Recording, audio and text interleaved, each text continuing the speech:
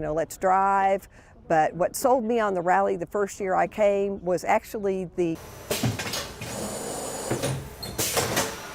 And at sign makers like AdCraft, they couldn't do this without their politicians. But if you see it right before you walk in and vote, that's the last thing you remember. The sign maker works both sides of the street. My grandson, he was rock steady. They had to put stitches inside my head. Tyler and Autumn's other sister. Let's have some fun! Yeah!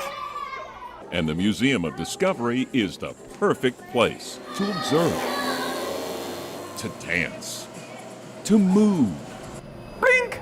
Amazing, isn't it? To lie on a bed of nails. 6 foster children have it all at their disposal. Yay! The exhibits, the games. Hey, Million, what do you want to see next? Is it a bathroom in here? A bathroom. We humans are wired to learn within the context of our play. And you can see it happening here with Isaiah. Isaiah, give me 5. You're full of electricity. With Million, Kelvin, Khalees, Shemaiah, Trey. 6 children who fill the 43,000 square feet of the Museum of Discovery with joy and unbridled energy, and they do it within a matter of minutes. But that's nothing compared to how fast they can fill your heart. Time. I'm glad to hear that cry. I'll listen to it all day long. 2-year-old Autumn is a survivor, so is her older brother Tyler. My head was busted open. My grandson, he was rock steady. They had to put stitches inside my head. Tyler and Autumn's other sister Maddie just has a few stitches on her nose. We made it through it by the grace of God. This family of 7 took shelter right here in this closet, but by the time the storm was over, not a single one of them was still here. I know I was flying through the air, debris and things were hitting me. But he says something pushed him to the ground. That something had to be God's hand. David Davis got up and started hunting for his family. They were scattered around a little bit. Autumn, my baby granddaughter, my daughter stood up for her and she thought she was dead. To know that they're safe and alive, it's just a blessing. Lynn Alexander is David's niece. They're staying with her until they find another place to live. The community's been great to us. It's just overwhelming, the support that they give. As the donations continue to pour in and the wounds begin to heal, this family is happy to be back together and alive. Beat, bruised, battered, cut, but I'll live to see another day. And that's the only way we make it, is by the grace of God.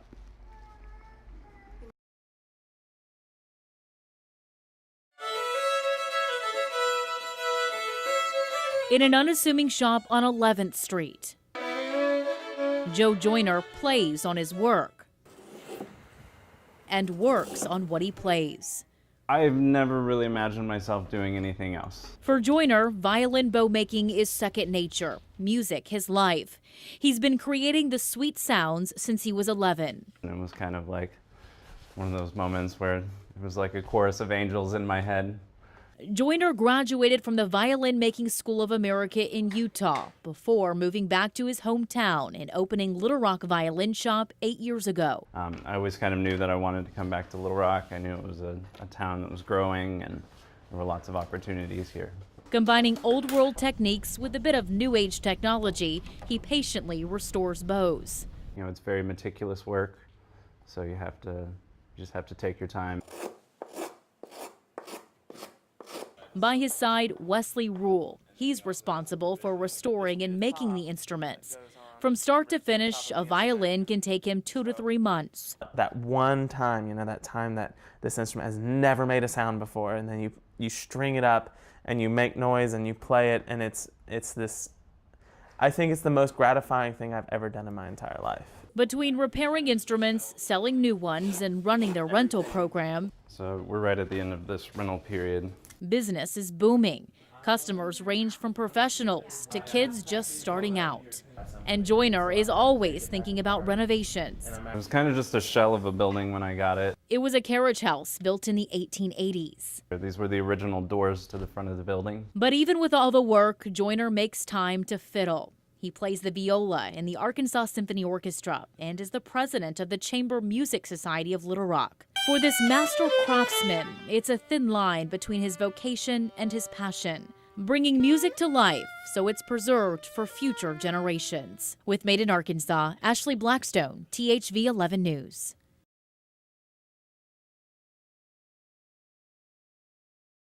Ready, Marty? Behind the wheel of this Bryant school bus, I love it. I mean, it's something. Is Marty Ivy. I never thought that I could drive this big thing. But for nearly 2 years, she has. And occasionally, the district's trainer will do a safety ride-along with his drivers. Make sure they do a complete stop. Ivy is one of 8,000 school bus drivers in Arkansas. They're responsible for 250,000 student riders every day. But before getting certified, there's several requirements, like a minimum of 24 hours of training, a written test, a physical, background check, and a drug test. It was just a weight lifted off your shoulders, to know that everyone's okay. Last week's bus accident involving the North Little Rock football team is one of several crashes that have made headlines in recent months. So THV 11 requested accident numbers from the state for the last 6 school years for each district in Arkansas. This is the electronic form they receive on what to submit. It asks for the total accidents, the number of bus-related accidents for the particular bus. I really have no way of knowing for sure how accurate they are. But Mike Simmons, the senior transportation manager for public schools in Arkansas, says there's no audit. It's based on each district reporting accurately. So we decided to check. We asked the Little Rock School District and the Pulaski County Special School District, the 2 largest districts in the state, to send us their numbers. Little Rock shows 252 more accidents compared to what the state shows they reported. PCSSD, 100 more. So, what one person calls an accident, another one might not. Backing into a telephone pole, may not get reported. He says it's important to have accurate numbers so the state can determine if training improvements need to be made for a driver's annual recertification. After bringing this to his attention, Simmons says he will now look into the possibility of the state being more specific in their request for accidents. Maybe, anything above a certain dollar amount, would be classified as a reportable accident.